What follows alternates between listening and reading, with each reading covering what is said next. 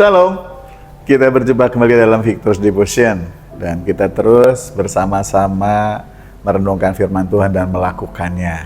Tidak hanya sekedar mendengar atau membaca, tetapi kita melakukannya. Karena setiap firman hanya akan memberikan manfaat bagi kita kalau kita melakukannya dengan setia. Kiranya firman Tuhan hari ini memberkati kita dan kita juga melakukannya. Sebelum lebih lanjut kita mendengarkan firman Tuhan, mari kita berdoa. Bapa di sorga, terima kasih buat kasih anugerah-Mu yang luar biasa dalam hidup kami. Memberi anugerah keselamatan dan memelihara hidup kami dan menuntun kami. Dan menyediakan banyak hal dalam hidup kami untuk kami alami. Menjadi proses pembelajaran bagi kami. Terima kasih untuk kasih kemurahan-Mu dan pemeliharaan-Mu yang tiada habis-habisnya bagi kami. Hari ini kami mau menerima firman-Mu, kiranya pengurapan atas kami, supaya kami sungguh-sungguh mengerti firman-Mu dan kami melakukannya dengan sepenuh hati. Kami sambut firman-Mu di dalam nama Tuhan Yesus Kristus. Amin. Renungan Victor's Devotion hari ini saya beri judul Damai dalam Badai. Wah, sebuah judul yang mustahil ya. Tapi kebenaran ini adalah kebenaran yang ada dalam firman Tuhan. Dan firman Tuhan adalah iya dan amin. Nah, firman Tuhan adalah kebenaran Allah. Jadi kalau kita mempercayainya dan melakukannya, ya kita akan mengalami seperti yang ada dalam kebenaran itu. Kebenaran Allah itu. Seperti kebenaran dalam firman itu. Karena itu, mari kita terus mempercayai firman Tuhan dan melakukannya. Biarlah apa yang Tuhan firmankan untuk kita lakukan, kita di dalamnya juga mengalami apa yang Tuhan sediakan, yaitu damai. Saya bacakan dari Markus pasal yang keempat ayat 39. Lalu ia bangun, menghardik angin itu dan berkata kepada danau itu, "Diam, tenanglah." Lalu angin itu reda dan danau itu menjadi teduh sekali. Bisa dibayangkan suasana perasaan atau kondisi orang-orang yang ada dalam sebuah perahu sementara berada di dalam kondisi air yang tergoncang dan perahu terombang-ambing dengan dahsyat begitu. Pasti orang-orang yang dalamnya akan panik dan akan teriak-teriak. Dan orang-orang yang ada di dalamnya adalah sebenarnya para nelayan, yaitu para murid Yesus. Sesungguhnya seandainya perahunya terbalik, mereka masih bisa berenang. Tetapi kondisi itu tidak membuat mereka menjadi tetap tenang. Mereka ketakutan. Nah, Yesus sedang tidur di buritan dan para murid membangunkan Yesus, seakan Yesus tidak peduli dengan kondisi mereka. Maka dalam Markus pasal 4 ayat 39, lalu Yesus bangun, menghardik angin itu dan berkata kepada itu, "Diam, tenanglah," dan terjadi teduh kembali itu danau. Ya, ini memang peristiwa alam yang tidak bisa dikalahkan dan ditundukkan. Banyak peristiwa alam yang membuat manusia menderita. Tapi ada kekuatan yang melampaui kekuatan alam, yaitu kekuatan Sang Pencipta alam. Mungkin ada yang bertanya, kalau damai terkait dengan efek dari alam, kan yang membuat orang damai kan banyak hal, bukan hanya karena dari alam. Ya, ini menjadi sebuah bagian daripada kehidupan, bahwa kalau Allah bisa meneduhkan kondisi alam yang begitu kacau, berkuasa atas seluruh ciptaannya, maka kuasanya juga sanggup bekerja di dalam hidup kita dan menghasilkan damai di tengah badai yang diakibatkan oleh aspek-aspek lain dalam kehidupan. Karena sesungguhnya damai di dalam badai itu bukan keadaan menjadi tenang. Memang para murid menjadi tenang setelah perahu menjadi tenang karena air jadi tenang kembali. Tetapi bagaimana damai ini tetap ada sekalipun ada badai? Karena judul ini adalah damai dalam badai. Mungkinkah itu? Mungkin. Karena ada sosok pribadi, Yesus, yang dalam kondisi kepanikan para murid karena perahunya terombang-ambingkan oleh badai, tapi Yesus bisa tenang. Bahkan Yesus tertidur. Ini bukan masa bodoh, bukan tidak tahu.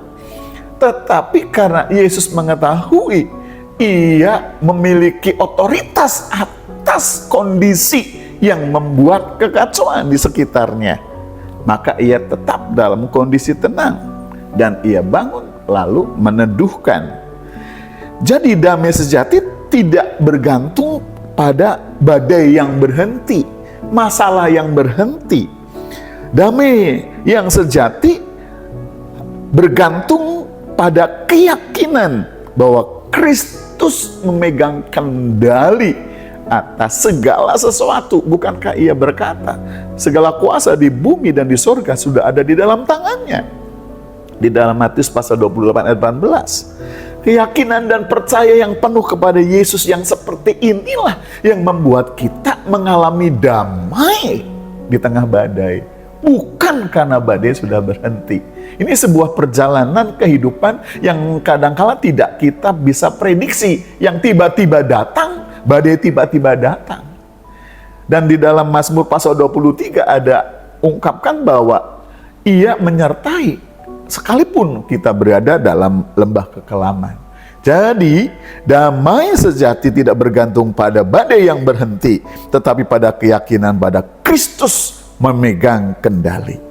Nah, kalau kita yakin bahwa Yesus Kristus memegang kendali, maka itulah yang menjadi kunci untuk kita mengalami damai. Ya, keyakinan ini berarti akan meyakini bahwa Tuhan menyertai kita di dalam setiap kesesakan. Karena Tuhan pegang kendali, maka Tuhan beserta kita di dalam suasana yang bahkan menyesakkan kita.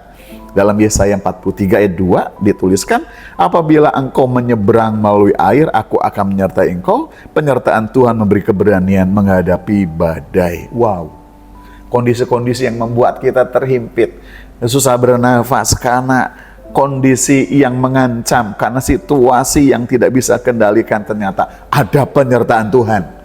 Jadi keyakinan yang membuat kita damai tengah badai adalah yakin Tuhan menyertai kita sekalipun kita berada dalam kesesakan. Karena penyertaan Tuhan memberi keberanian kepada kita untuk menghadapi badai. Dan keyakinan itu akan membuat kita yakin Tuhan adalah perlindungan, seperti terus dalam Mazmur 46 ayat yang kedua. Allah itu bagi kita tempat perlindungan dan kekuatan. Dan orang percaya memiliki tempat perlindungan yang kokoh. Karena itu, karena yakin Allah adalah tempat perlindungan, maka ada badai, kita bisa tetap damai. Haleluya. Dan keyakinan yang menjadi sumber damai sejati adalah yakin Yesus memberi keberanian. Ya, dalam Yohanes 16 ayat 33, dalam dunia kamu menderita penganiayaan, tetapi kuatkanlah hatimu, aku telah mengalahkan dunia. Kemenangan Kristus menjadi sumber damai. Karena apa? Yesus sudah menang, maka tumbuhlah keberanian dalam diri kita. Karena itu jangan fokus pada besarnya badai, tetapi kepada Kristus yang berkuasa atas badai. Ini sebuah perenungan yang menjadi tantangan bagi kita. Bukankah kehidupan tidak terprediksi dan tidak bisa kita kendali? Tetapi Tuhan tahu akan apa yang akan terjadi dan Tuhan yang pegang kendali. Karena itu mari kita percaya penuh teguh, sepenuh hati kepada Dia. Karena Dialah yang menyertai, Dialah yang melindungi kita. Dia juga yang memberikan kita kekuatan dan keberanian untuk menjalani kehidupan ini. Walau harus berada di dalam badai, tetapi tetap damai. Amin, itu firman Tuhan. Mari kita berdoa. Tuhan, buatlah hati kami sepenuh mempercayai Engkau, sepenuh mempercayai firman-Mu.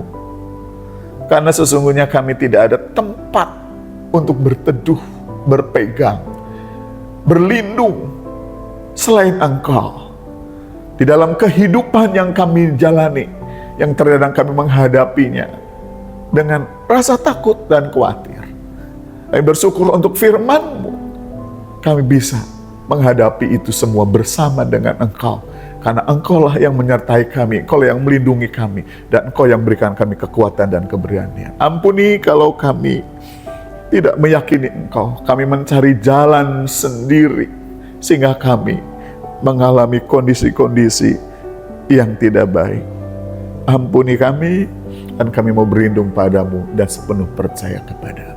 Terima kasih Tuhan, kiranya setiap hati, setiap pribadi yang mendengarkan firman ini, dibuat hatinya sepenuh yakin kepadamu, dan biarlah mengalami damai sejati yang daripadamu jua. Terima kasih Tuhan, kami bersyukur dan menyerahkan hidup kami dalam tangan-Mu. Dalam nama Yesus Kristus kami berdoa. Amin. Demikian Victorious Devotion kita hari ini, damai dalam badai. Tuhan memberkati dan sampai jumpa